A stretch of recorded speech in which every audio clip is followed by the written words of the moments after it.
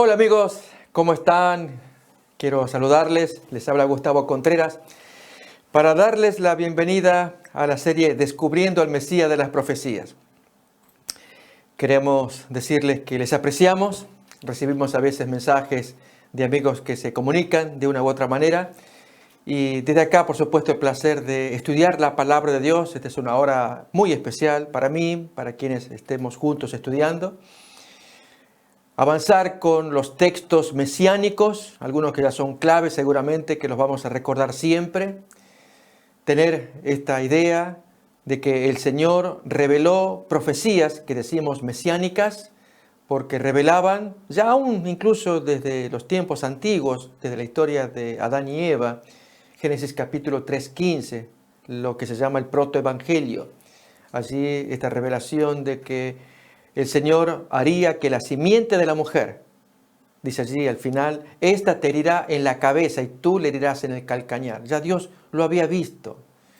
Y por lo tanto, si esta promesa, el protoevangelio, al comienzo de los evangelios de las buenas noticias del Señor, ya da esta, que a pesar de que el hombre había cometido gravísimo pecado y merecía la muerte, no obstante Dios, Él saca algo que seguramente Satanás desconocía, y que cuánto él anhelaría formar parte de los salvos, de aquellos a quienes Dios no va a condenar si se entregan a Cristo, confían en su sacrificio, en la justicia de Dios en base a la fe. Nos acordamos, ¿no? Que es la provisión de Dios para que todo hombre que sea creyente, que crea en las palabras de Dios, él pueda heredar la salvación. Y junto con ello después llevar a la práctica la justicia que es por la ley, tal como nos enseña Pablo cuando describe a ambas, en Romanos capítulo 10, 5 y 6, y aún Santiago en el capítulo 2, nos habla de que el hombre es salvo también por las obras, no solamente por la fe. Saben amigos que este concepto, aún hubo hombres como Lutero que fueron desafiados. Lutero, gran reformador, un hombre que se ve caracterizado por buscar la salvación por las puras obras. Él laceraba su cuerpo. Acordémonos, estamos hablando del reformador Martín Lutero, nacido en 1483, muerto en el 1546.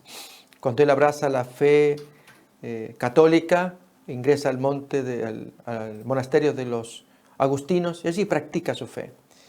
Y se caracterizó por defender o practicar, acá tenemos una imagen, practicar su fe católica, lacerando sus cuerpos, practicando frecuentes ayunos. En algún momento se temía por su vida, se trajo a un coro de niños para que cantara y allí fue cuando se despertó. Y cuando descubre entonces la salvación por medio de la fe en Cristo, la justicia que es en base a la fe, justicia de Dios, que es Cristo, quedó tan impactado que él se enamoró de esta doctrina y despreció la doctrina de las obras.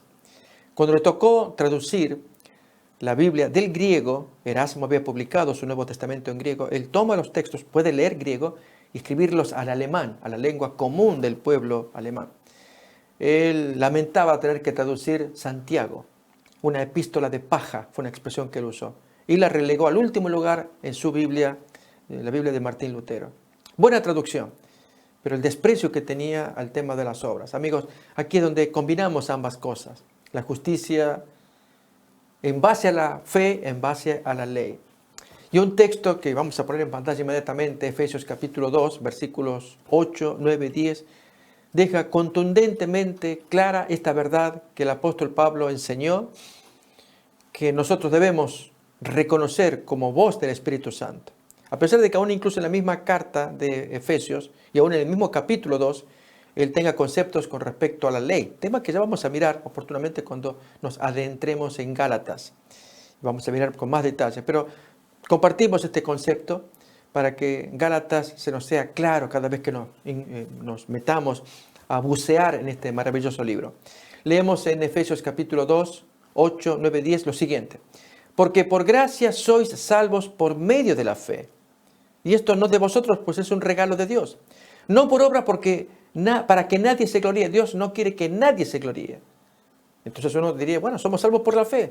No hay obras que ganen el favor de Dios. Es correcto. Pero miren la continuación. Porque somos hechura suya, creados en Cristo Jesús para buenas obras. E incluso Dios las preparó de antemano para que anduviésemos en ellas. Así que Dios le da mucha importancia al tema de las obras, al punto que las preparó de antemano para que el creyente, nacido de nuevo, practicara esas buenas obras que Dios ya había diseñado para el hombre salvo. Por lo tanto, vemos que entra el tema de las obras, pero después que el hombre ha nacido de nuevo, cuando es hecho criatura o nueva creación, criatura del Señor. Entonces, tiene que practicar las buenas obras. Así se entiende, amigos, cuando aún en el Antiguo Testamento Dios va a dar los mandamientos, los da no en tierra de esclavitud, no fue en Egipto, los sacó de Egipto, de la esclavitud, y en Arabia allí da los mandamientos. Al punto que en el preámbulo del Decálogo, estamos hablando de Éxodo capítulo 20, versículos 1 y 2, allí se da como condición para cumplir los mandamientos. Recuerden, yo los saqué de la esclavitud. Ahora en gratitud, ustedes me cumplen los mandamientos. Y habló Dios todas estas palabras diciendo, yo soy Jehová tu Dios que te saqué de la tierra de Egipto, de casa de servidumbre. Versículo 3, primer mandamiento. No tendrás dioses ajenos delante de mí. Notemos entonces que los mandamientos, las obras de la ley, también una expresión que Pablo utiliza, vienen a consecuencia de que los hombres son rescatados de la tierra de Egipto, del pecado, simbolizado como la tierra del pecado, se los saca para que entonces estén libres para obedecer. El Antiguo Testamento permanentemente señala que el hombre tiene que ser liberado de su atadura, que es este prepucio que tenemos en el alma. Jehová Dios circuncidará el prepucio de vuestro corazón para que améis a Jehová, dice Deuteronomio capítulo 30, versículo 6. Y circuncidará Jehová tu Dios tu corazón y el corazón de tu descendencia para que ames a Jehová tu Dios con todo tu corazón, con toda tu alma, a fin de que vivas. Aún el versículo 16 también va en la misma línea. Porque yo te mando hoy que ames a Jehová tu Dios, que andes en sus caminos y que guardes sus mandamientos, sus estatutos, sus decretos, para que vivas y seas multiplicado. Ese es el plan de Dios, que se le ame. Pero para poder amarlo a Dios hay que quitar una caparazón fea que se llama prepucio, simbólicamente, que es la dureza del corazón, que Dios quite esta dureza para que el corazón de piedra que tenemos sea transformado en corazón de carne y entonces podamos obedecer los mandamientos. Así cuenta Ezequiel capítulo 36, 25 en adelante. Son mensajes evangélicos, mensajes del Nuevo Testamento, pero ya señalados en el Antiguo Testamento. Esparciré sobre vosotros agua limpia y seréis limpiados de todas vuestras inmundicias y de todos vuestros ídolos os limpiaré. Ahí habla de quitar el prepucio del corazón. Os daré corazón nuevo y pondré espíritu nuevo dentro de vosotros. Y quitaré de vuestra carne el corazón de piedra y os daré un corazón de carne. Y pondré dentro de vosotros mi espíritu y haré que andéis en mis estatutos y guardéis mis preceptos y los pongáis por obra. Notamos, es igual que el texto de Efesios capítulo 2, no por obras, no por reglamentos. O sea, Jesús les había dicho a los judíos, si ustedes supieran bien qué significa en la Biblia, misericordia quiero, no reglamentos, no sacrificios, no condenaríais a los inocentes, como cuenta San Mateo capítulo 12, versículo 7. Amigos, estos temas son tan profundos, tan interesantes, que tienen que ver con la vida de todo creyente. Si supieses qué significa misericordia quiero y no sacrificio, no condenaríais a los inocentes.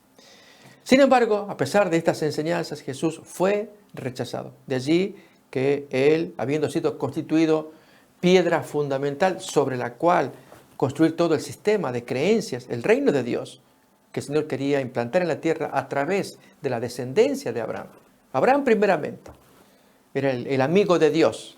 Así nos cuentan textos del Antiguo Testamento como Crónicas, segundo de Crónicas, capítulo 27. Ese es el amigo de Dios. Y por lo tanto, Dios tenía preferencia por este amigo porque había revelado ser tan humilde, tan fiel. Dios nuestro, ¿no echaste tú los moradores de esta tierra delante de tu pueblo Israel y la diste a la descendencia de Abraham, tu amigo, para siempre? Bien, vemos que Dios le da la descendencia o la tierra a la descendencia de Abraham, pero debían ser como Abraham. Y Pablo en Romanos desarrolla el concepto de que Abraham fue recibido por gracia, justificado, salvado, se le aplicó justicia o se le imputó justicia estando en la incircuncisión. Así entonces hay esperanza para todos los incircuncisos, que Dios les atribuye salvación, con tal que hagan como Abraham, que crean. Y entonces Dios les justifica. Bien, en el libro de Gálatas, que vamos a mirar a continuación, continúa la misma línea, se hablarán detalles, la experiencia de Pablo, que de paso, amigos, Pablo se va a convertir en el modelo de lo que es la experiencia de la justificación por la fe. Cómo un hombre puede ser salvo, bajándolo del caballo, digo yo, de una bofetada.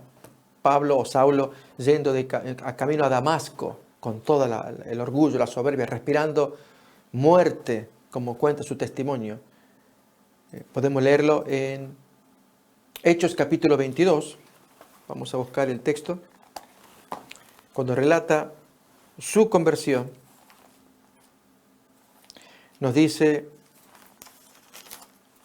en los versículos...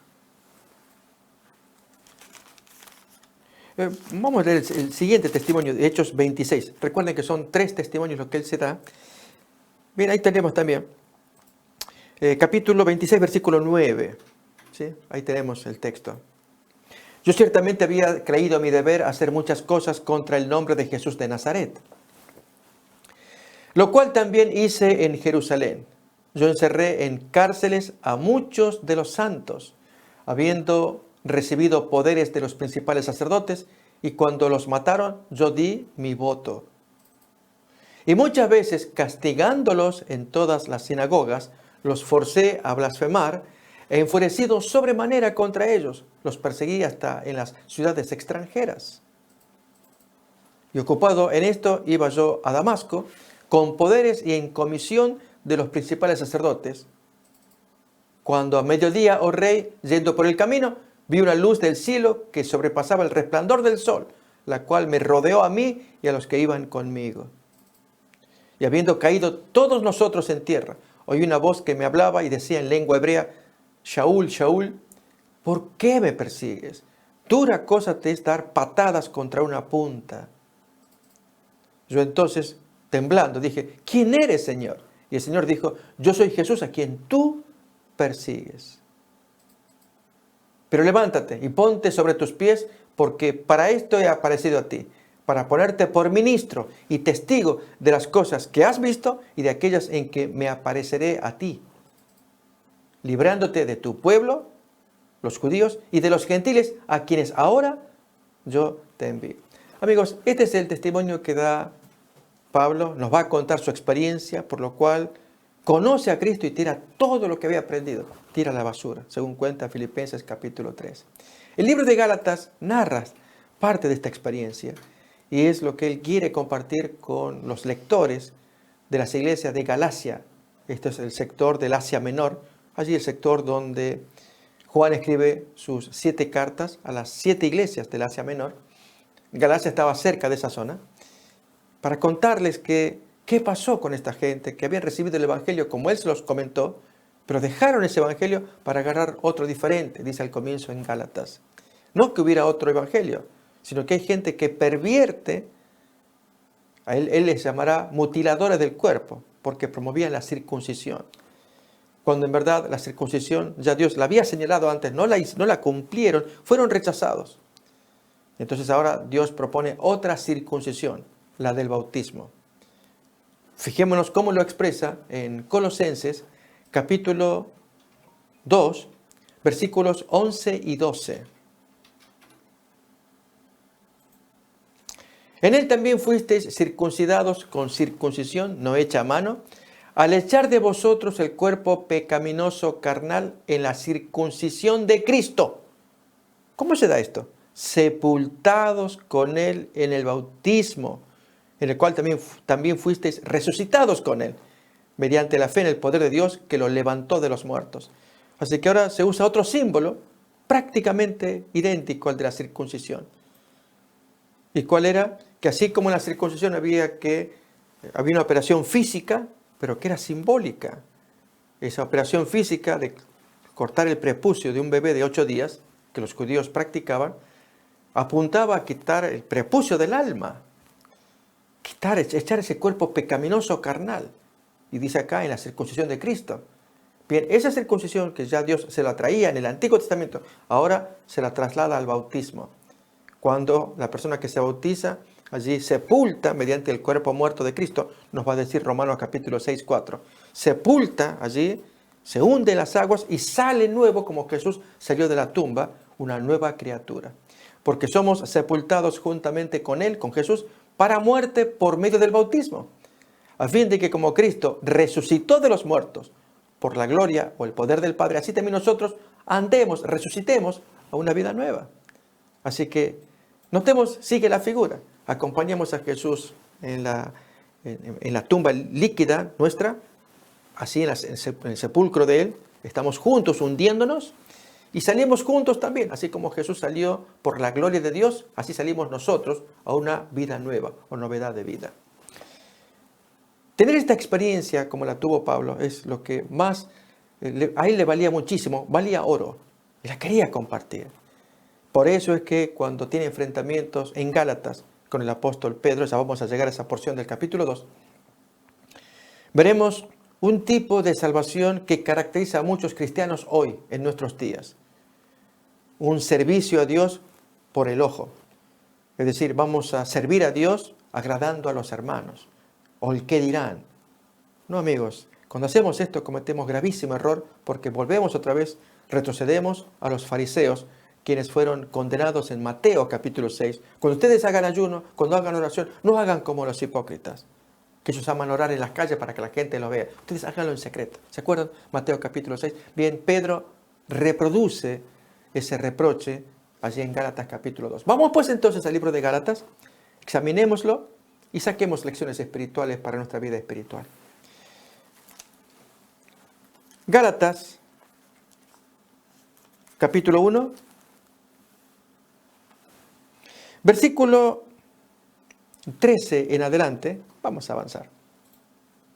Porque ya habéis oído acerca de mi conducta en otro tiempo en el judaísmo, que perseguía sobremanera a la iglesia de Dios y la asolaba. Y en el judaísmo aventajaba a muchos de mis contemporáneos en mi nación, siendo mucho más celoso de las tradiciones de mis padres. Pero cuando agradó a Dios, que me apartó desde el vientre de mi madre y me llamó por su gracia, revelar a su Hijo en mí, para que yo lo predicase entre los gentiles, no consulté enseguida con carne y sangre, ni subí a Jerusalén a los que eran apóstoles antes que yo, sino que fui a Arabia y volví de nuevo a Damasco. Noten allí, amigos, el paso que Pablo se hizo en esta experiencia de no consultar con carne humana. No es que no lo necesitara, tenía el sublime maestro que era Jesús, quien le iba a enseñar. Y con ello vemos un detalle interesante, y es que Pablo aprendió el Evangelio directamente de labios del Señor Jesús, y Pedro y sus compañeros aprendieron también el Evangelio del Señor, pero ambos grupos, Pablo, luego Bernabé será su compañero, Silas o Silvano será el otro, Timoteo también que le irá acompañando, ellos se dedican a los gentiles y aquí Pedro y su grupo a los judíos o a la circuncisión. ¿Había oposición? Eso es lo que nos va a interesar ver. Había una armonía en la forma de trabajar de ambos grupos. Pero he aquí que en la experiencia de la salvación, la justificación por la fe, que es la parte más importante de esta carta. Y amigos, este es un mensaje sumamente relevante para nuestro tiempo en los últimos días. Cuando el Señor anuncia el mensaje de los 3 ángeles de Apocalipsis 14, versículo 6 en adelante, texto que no vamos a leer para adentrarnos allí en Gálatas, pero allí el mensaje del tercer ángel, hay un mensaje poderoso contra la bestia, versículos 9 al 11, pero un mensaje poderoso a continuación, continuando el mensaje del tercer ángel para el pueblo de Dios. Aquí está la paciencia de los santos, los que guardan los mandamientos de Dios y tienen la experiencia de la justificación por la fe. Ese tema ya lo vamos a mirar, amigos, pero antes tenemos que entenderla en el libro de Gálatas, con la ayuda de Efesios en su momento, capítulo 3, ya nos va a ayudar. Por lo tanto, entender esta experiencia de la salvación por la pura gracia, por la cual Dios nos da un corazón nuevo, nos hace nuevas criaturas. Por este nuevo nacimiento heredamos nueva naturaleza. Pedro dirá en su segunda carta, capítulo 1:4, que somos participantes de naturaleza divina. Es algo totalmente distinto. Esto modifica nuestros pensamientos, nuestros gustos, nuestras atracciones. Dios quiere que le honremos. Cuesta en este mundo de pecado porque estamos rodeados de tentación, de problemas que muchas veces nos tiran abajo.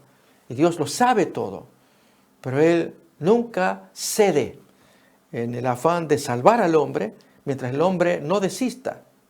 Les quiero contar, amigos, déjenme que se los ilustre. Yo estoy apenado porque anoche ya estaba durmiendo cuando en el celular vía WhatsApp establezco comunicación. Hay una joven de otro estado de Estados Unidos que padece necesidad material, está como homeless, decimos, o sea, pordiosera. Me escribe si yo le podría mandar un dinerito mínimo para que coma. Le digo, no tengo, y es verdad, no tengo. Además es ahora de la noche, 2 o 3 de la mañana. Y le pregunté, ¿por qué tú no estás durmiendo ahora? Todo por texto. Y me dice, no he comido por días, tengo el estómago, que tengo hambre. Y yo le digo, ten paciencia, ya va a cambiar tu suerte, ya veré cómo te puedo ayudar. A las horas, otra amiga me comunica que intentó suicidarse, que tomó pastillas para envenenarse y ahora está en el hospital, están haciendo lavado y se teme por su vida. La situación de esta muchacha. Estoy apenado porque estuve cerca de querer rescatarla, pero le dije, ten confianza, yo no tengo dinero ahora para darte tu pedazo de pan. Amigos, Dios nos diría en un caso así, aguanten, ya pronto viene la liberación, pero algunos quizás no aguantamos y cedemos y nos caemos con riesgo de perdernos eternamente. Yo anhelo que esta muchacha pueda restablecerse. Para colmo genera más gastos, me contaba otra de las amigas pordioseras que ella tiene, que están buscando cómo juntar plata. Le dije, yo no puedo darles dinero, si ni yo tengo, es verdad.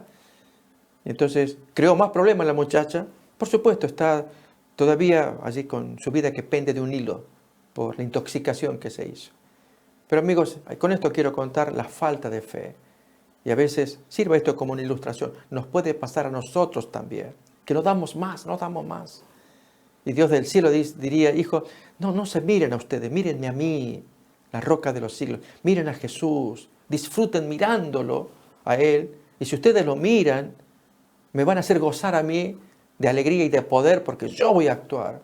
Pero si ustedes se miran a ustedes mismos, se marean, pueden agotarse y finalmente caer. ¿Me dejan que se los ilustre, amigos? En un barco viajan los reclutas, marineros, el capitán. En un momento, el capitán mira allí el mástil y la bandera que estaba como para caerse, no había sido bien atada. Y entonces él pide atención a toda la tripulación que iba en ese barco. Y entonces pregunta, a ver, quiero ver un recluta que rápidamente suba al mástil y me ate la bandera que está arriba. Y uno de los reclutas, pues rápidamente, para dejar buena impresión, se trepa para mostrar que él es un joven hábil y comienza a treparse hacia arriba. Y el capitán no le perdía vista, lo miraba atentamente. En un momento, antes de llegar allí a la punta del mástil y atar la bandera, el muchacho, el joven, recluta, sin experiencia, mira hacia abajo y siente que se desvanece. Entonces el capitán le dice, no, mira hacia arriba. Efectivamente, cuando uno mira hacia arriba, hay un cielo sereno, tranquilo. Tú miras hacia abajo y ¿qué es lo que observas? Las ondas del mar que se te mueven y nos marea.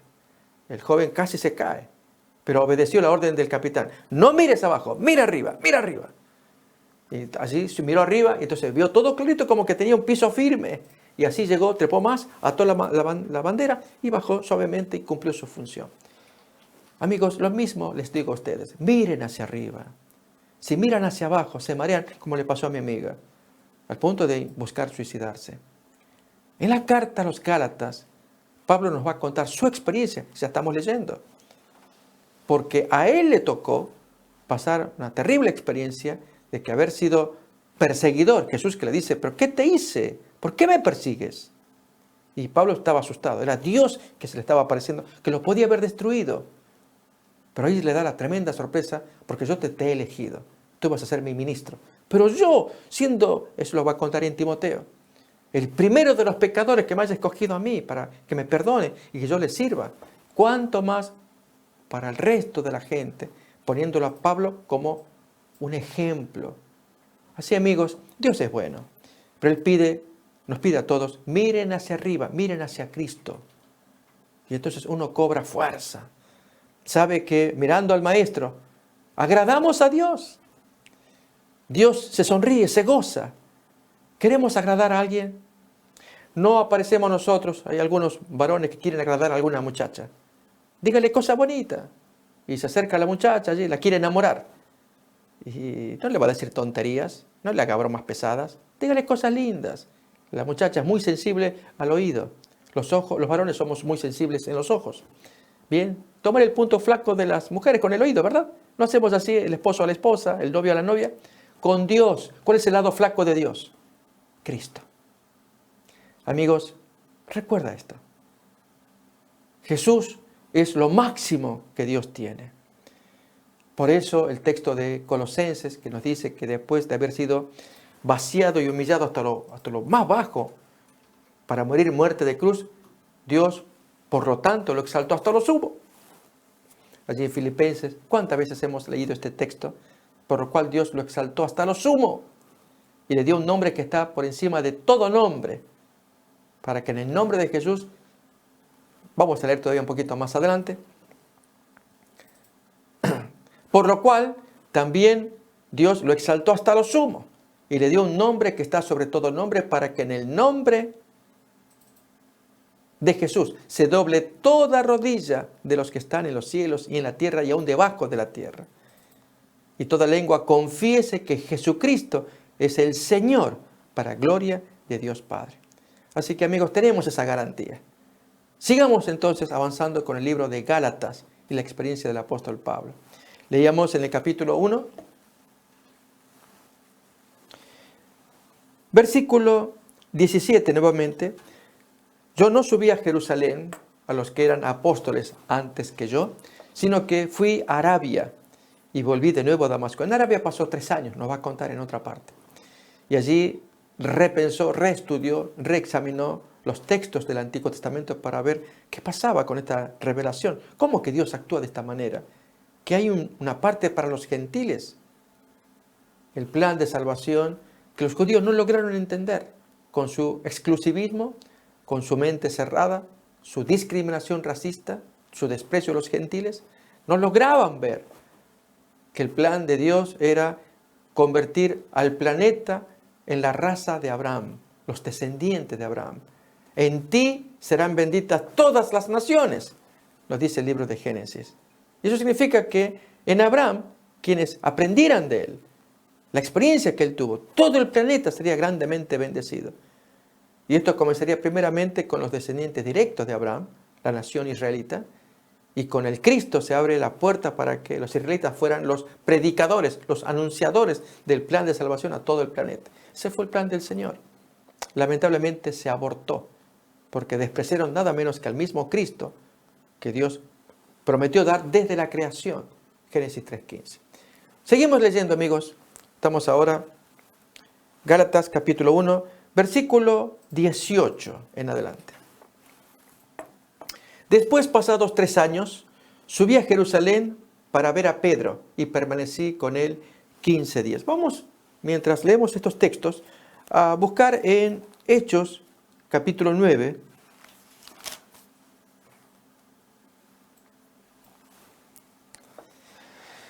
Leemos desde el versículo 17 en adelante la experiencia de la conversión de Pablo. Recuerden, amigos, vamos a leer varios de estos textos para recordar la esencia del tema de la justificación por la fe que caracteriza a Pablo como maestro por excelencia. En verdad es el Espíritu Santo que usa este instrumento humano, Pablo, con su experiencia personal que él tuvo, que lo bajaron del caballo, decimos así, y entonces ahí aprendió para enseñarlo a la gente. ¿Y cuál es la definición que usamos acá? Que la justificación por la fe es la obra de Dios, que abate en el polvo la gloria del hombre, para hacer por éste lo que él no puede por sí mismo. Esa obra de Dios es una gloria de Dios, voltearlo al hombre, que se humille. Ahí se le sepulta todo su orgullo, su petulancia, toda la gloria que él cree tener. Y hacer por el hombre lo que él no puede por sí mismo. Y entonces lo levanta, justificado porque creíste en la bofetada que te di para que te humilles, para que así se te cure tu orgullo, tu soberbia. Tú crees que la puedes hacer. Ese es el mensaje que se le da a los laodicenses en Apocalipsis capítulo 3. Bien, en este caso que vamos a leer la experiencia de Pablo, amigos, que nos va a preparar para entender Gálatas, la carta en sí, contrastarla con la experiencia de Pedro, que comete gravísimo error por servir al ojo. Pablo ni le importa más ya el judaísmo que lo que piense Gamaliel, su famoso maestro, y los demás. No, ellos tienen que aprender ahora de mí, porque el maestro me enseñó esto y se los voy a decir a todos. No le tiene miedo a nadie. Amigos, hoy pasa lo mismo. ¿Miedo a qué vamos a tener? Si el Señor dice que el matrimonio homosexual, hay un texto, varios textos, no te acostarás con hombre como lo haces con mujer, es abominación ante Jehová. Textos innumerables en la Biblia en que Dios condena lo irracional, los contactos aún sexuales con animales, parafilias terribles que hay, desórdenes de tipo sexual que los hombres cometen con cadáveres, con animales, con niños, hombre con hombre, mujer con mujer. Y aquí no se trata de discriminación. No te echarás con varón como lo haces con mujer. Es abominación. Levítico 18:22. Entonces, al traer estos textos, amigos, lógicamente este servidor se ganará el rechazo de mucha gente. Pero mi propósito no es tanto combatir, sino exponer la Biblia y que le tengan rabia a la Biblia si quieren, como ocurrió con un tal señor Chambers hace unos años atrás, quien le hizo un juicio al autor de la Biblia y presentó su querella ante el juez, diciendo, yo cito acá en el banquillo como acusado a Dios que se aparezca porque lo voy a declarar como una persona non grata al haber inspirado un libro tan discriminatorio, este libro perverso como es la Biblia. Bien, presentó la querella y el juez se tomó el tiempo, ok, usted tiene derecho a presentar la querella, pagar por ella y todo eso. Pasaron meses, vencido el plazo, pues desestimaron la presentación. Dios no se apareció ante ese juicio que este individuo presentó. Por lo menos tiene cierta lógica en el sentido de acusar al autor de la Biblia que es Dios. Pero cuando acusamos al hombre, ¿por qué ese pastor? Amigos, es que traemos la Biblia. Se han dado vuelta tantas cosas que ahora el error se considera como normal. Y si alguien señala el error, este es el anormal. Por eso necesitamos mirar en este libro de Gálatas una experiencia tan profunda, tan hermosa a la vez como la de Pablo, en que conoció a Cristo, conoció a Dios en persona, desde un ángulo favorable para cualquier hombre, bienestar, todo lo que tenía a su favor, y como él dice, lo tengo por basura, quiero perder todo, no me interesa con tal de ganar a Cristo. Que así ocurra con nosotros cada vez que examinamos el libro de Gálatas.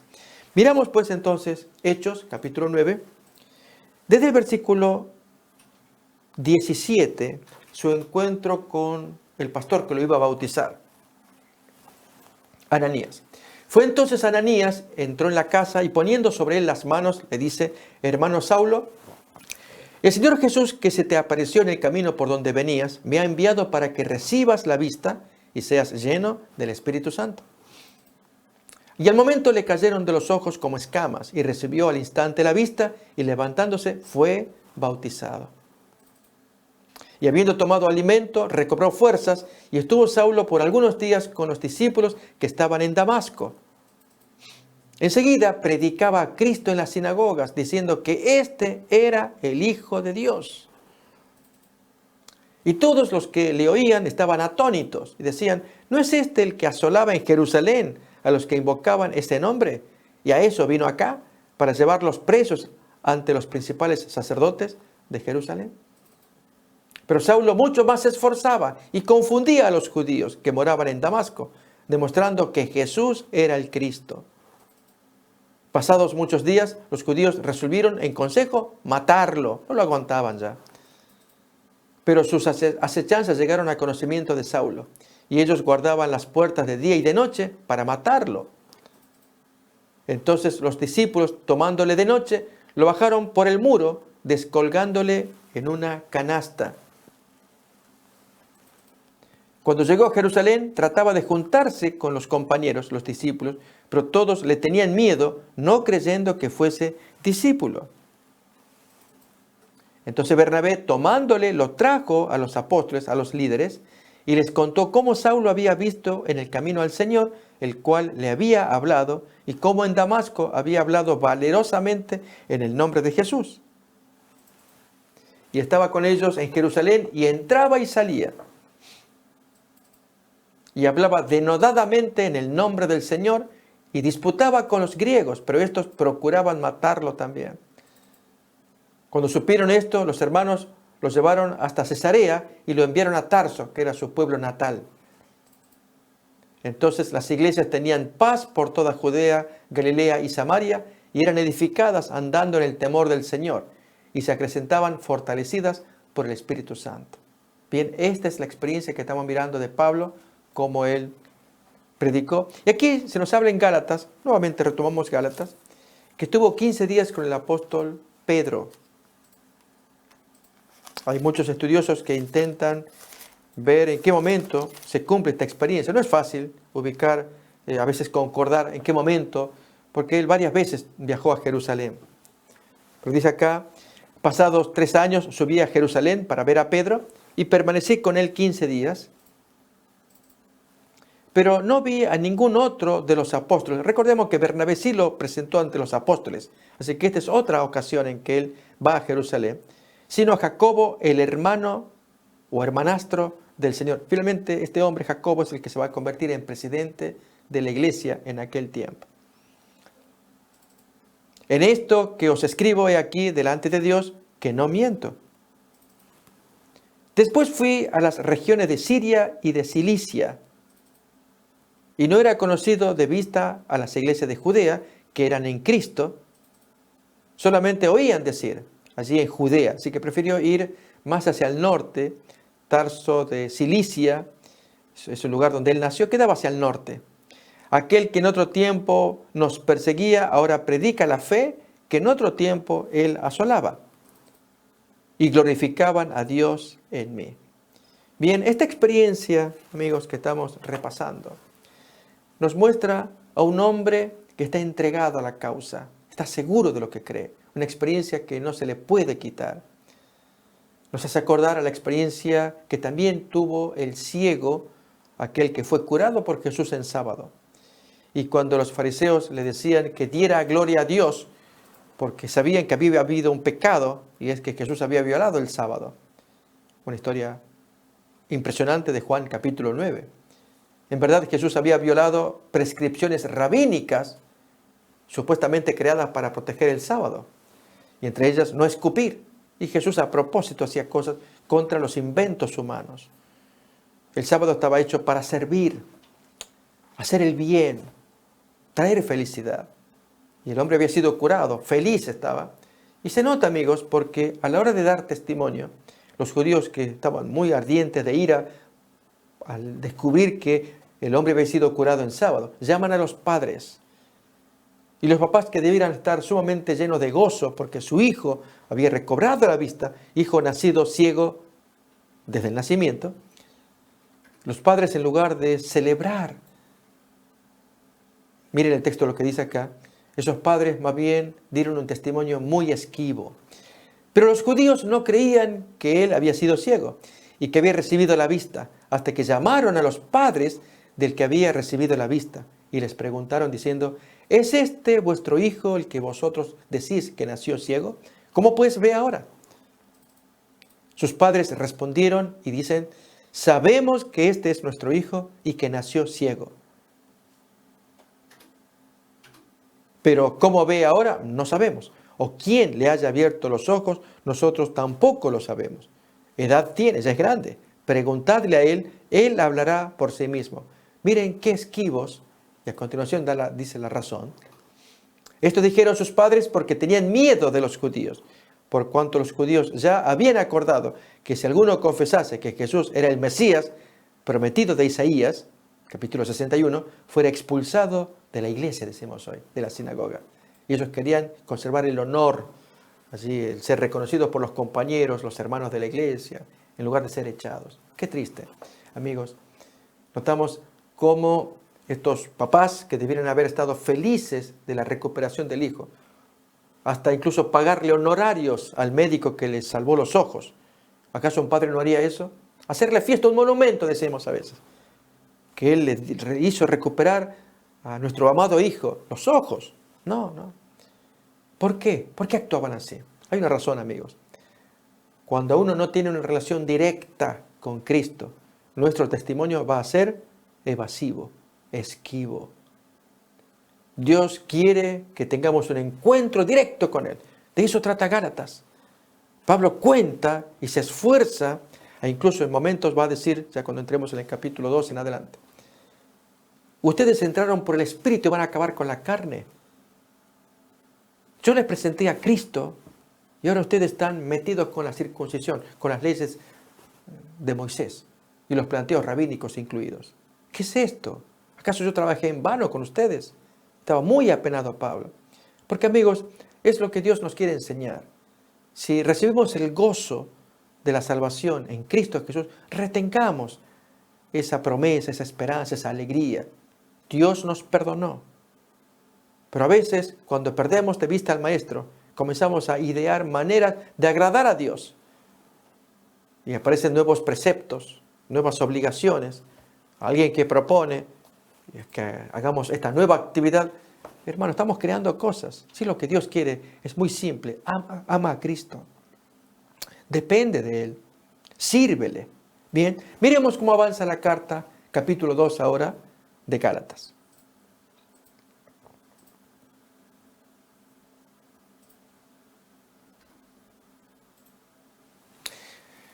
Después, pasados 14 años, subí otra vez a Jerusalén con Bernabé, llevando también conmigo a Tito. Aquí, al hablar de 14 años, amigos, muy probablemente se está refiriendo a la proximidad del concilio de Jerusalén que fue dado en el año 49. La conversión del apóstol Pablo data aproximadamente de los tiempos de la muerte de Esteban. Esteban muere apedreado, acordémonos, al término de las 70 semanas. Esto es el año 34. Había una profecía en Daniel, capítulo 9, llamada la profecía de las 70 semanas, en que el ángel Gabriel se le aparece al anciano Daniel para darle más información que Daniel quería recibir, porque el capítulo arranca con que Daniel está estudiando intensamente el libro de Jeremías y especialmente el tiempo de la terminación del cautiverio ordenado por Dios contra el pueblo como castigo por sus pecados. Cautiverio de 70 años que estaba llegando cerca del fin. Esto nos lo cuenta Daniel, capítulo 9, desde el comienzo. Y entonces el ángel Gabriel le va a revelar la profecía de las 70 semanas y al término de la cual allí se sella al profeta que es Esteban. Quiero invitarles, amigos, a que leamos esta profecía en Daniel capítulo 9, versículo 24. Hay un detalle que se les pasa en muchos traductores. La palabra hebrea allí es diferente de cómo la vamos a escuchar. Leamos primeramente capítulo 9, 24, que dice así: 70 semanas, le dice el ángel Gabriel a Daniel, están determinadas sobre tu pueblo y sobre tu santa ciudad, para terminar la prevaricación, poner fin al pecado, expiar la iniquidad, para traer la justicia perdurable, sellar la visión y al profeta. La palabra hebrea allí es Naví, y Naví significa profeta, no profecía, y ungir al santo de los santos, ¿Cuándo ocurrió que se selló la visión y al profeta se lo selló con la muerte? Ese último profeta fue Esteban. A pedradas se le acalló la boca, el hombre enviado por Dios para amonestar al pueblo, ya por última vez. Hechos capítulo 7. Y allí estuvo presente Saulo. En un momento en su testimonio él va a contar que él estuvo presente cuando daban martirio al santo de Dios, a tu santo, refiriéndose a Esteban, que él vio como el rostro de Dios. Quedó conmovido. A eso se refiere Jesús cuando dice, dura cosa te es dar patadas contra una punta. Porque él sentía que había que perseguirlo, pero estaba algo que había mal. Vio el rostro de Esteban, que él no los condenaba. No les tomes en cuenta este pecado. Fueron palabras de Esteban. Él quedó conmovido, a pesar de ser el instigador y asesino, para acallar a este hombre de Dios, Esteban. Bien, por ese tiempo, año 34, 35, tenemos la conversión de Saulo de Tarso. 14 años más tarde, ya nos estamos aproximando al año 49. Es el año de la expulsión por parte del emperador Claudio, según cuenta Hechos 18. Expulsó a todos los judíos, 18.1, de Roma, entre ellos Priscila y Aquila, que se encuentran con Pablo en Corinto, que es zona de Grecia. Allí se encuentran estas tres personas. Después de estas cosas, Pablo salió de Atenas y fue a Corinto, todo está en Grecia, y halló a un judío llamado Aquila, natural del Ponto, recién venido de Italia con Priscila su mujer, por cuanto Claudio el emperador había mandado que todos los judíos saliesen de Roma. Y allí se encontraron estas tres personas. Bien, por ese tiempo también se celebra el concilio de Jerusalén. Por eso dice pasados 14 años. Leemos entonces Gálatas capítulo 2, versículos 1 en adelante. Después, pasados 14 años, subí otra vez a Jerusalén con Bernabé, llevando también conmigo a Tito. Pero subí según una revelación, y para no correr o haber corrido en vano, expuse en privado a los que tenían cierta reputación el evangelio que yo predico entre los gentiles. Pero ni aun Tito, que estaba conmigo y con todo y ser griego, fue obligado a circuncidarse. Noten acá, el apóstol Pablo, ministro de los gentiles, no permitió que Tito, que era un colaborador de origen gentil, se lo circuncidara. A diferencia de Timoteo, que sí, el texto nos va a contar, que debido a que él venía de procedencia judía, su mamá era judía, el papá griego, por lo tanto, era un judío incircunciso, a ojos de sus compatriotas judíos, un apóstata. ¿Cómo es que no puede, siendo judío no se circuncida? Aunque su papá sea griego, su mamá es judía. Tiene que circuncidarse. Entonces Pablo, que quería tener de compañero, lo tuvo que circuncidar. ¿Sí? Esto nos lo va a contar el libro de Hechos.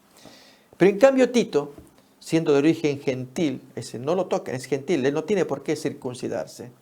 Y entonces Pablo lleva a Tito como compañero, presenta su ministerio entre los gentiles, los apóstoles jefes oyen, y se nota allí una armonía. Pablo predicando entre los gentiles y no obligarles a la gente a la circuncisión, ya se estaba entendiendo el mensaje del bautismo. La circuncisión porque había perdido su naturaleza. Los judíos se enorgullecían de estar circuncidados. Y si alguien quiere ser una buena persona ante Dios, tiene que ser primero judío, circuncidarse. Y uno diría, ¿por qué tengo que ser judío? Y vivir como ustedes. Claro, acá está la verdad. Practica nuestras cosas, come nuestras comidas, entregas nuestros tiempos como hacemos nosotros. Cuando llega el sábado, prende la vela el viernes de noche. En fin, costumbres judías. Y lógicamente los judíos se sentían señores porque creían que estaban bien delante de Dios. Y el apóstol Pablo los denuncia en Romanos capítulo 2, versículo 17 en adelante. Entonces, allí el Señor está mirando el corazón, sea judío, sea gentil. Quiero ver tu corazón y que me obedeces los mandamientos. Bien, los judíos se habían excedido en su autojustificación, por lo cual todo su sistema se venía abajo, se estaba corrompiendo. Y primeramente su práctica, que era la que les abría las puertas para formar parte de la comunidad, la circuncisión. En cambio el sábado, amigos, a pesar de que Justino Mártir en su carta en su libro Diálogo con Trifón, iguala ambos servicios. Justino muere en el año 165 de la era cristiana y él había publicado materiales como es la Apología número 1, la Apología número 2. Apología es defensa de la fe a oídos de los gentiles. Él defendió muy bien, dijo cosas, pero defendiendo la fe cristiana. Pero en otra obra llamada Diálogo con Trifón, Justino, muerto mártir, él comete gravísimo error en su concepción del sábado y la circuncisión. Tema, amigos, que vamos a desarrollar ya en otra serie que estamos preparando, sábado o domingo, una historia del cambio del día sagrado. Para esto, quiero decirles que estos errores que cometen estos padres de la iglesia en su percepción del judaísmo y del sábado en particular, se debe a que no están viviendo su experiencia de la justificación por la fe para entender qué plan tiene Dios para con cada uno de nosotros, hayamos nacido en el gentilismo o en el judaísmo. En el caso de Pablo, que él viene de procedencia judía, lo va a expresar claramente y enseña, revela a Jesús como el Salvador de gentiles y de judíos, derribando la pared intermedia que los separaba. Bien, vemos acá en el texto que estamos repasando de Gálatas 2, que pasados 14 años fue a tener una entrevista. Y miremos en esa entrevista lo que pasó.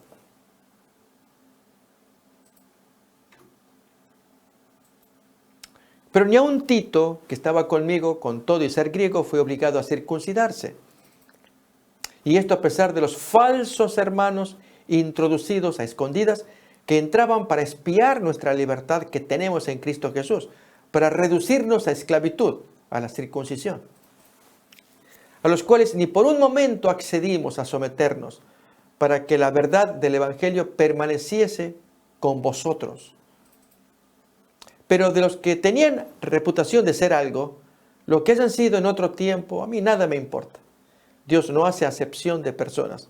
A mí, pues, los de reputación, esto es, los apóstoles, nada nuevo me comunicaron.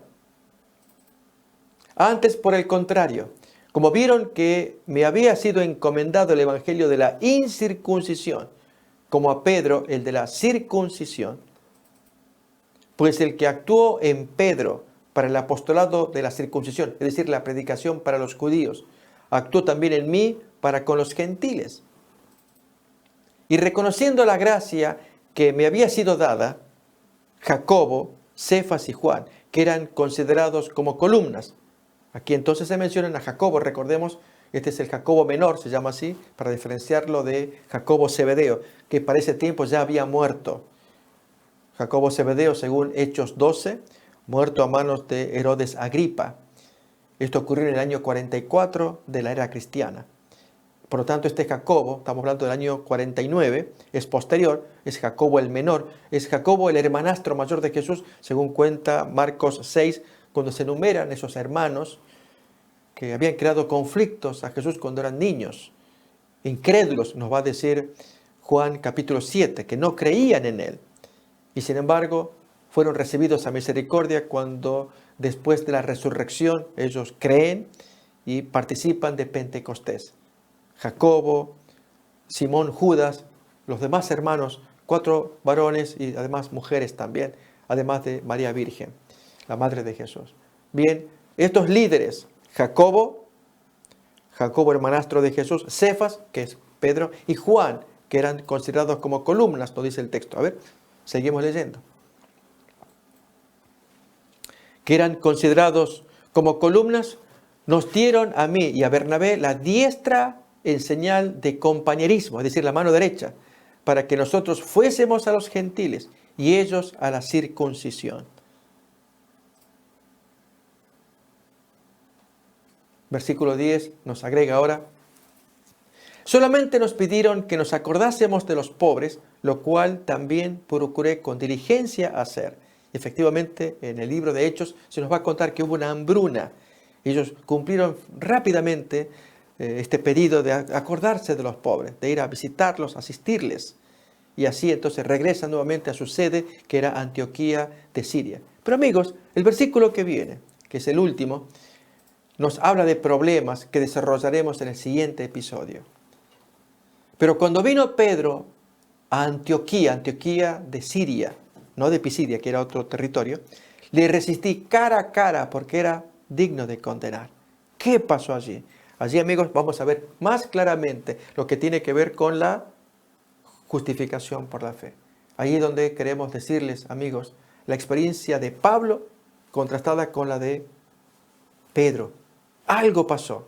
Hasta el día de hoy tiene su relevancia, hoy en los tiempos modernos, con los cristianos. O seguimos el evangelio de Pablo, su experiencia, o la experiencia de Pedro.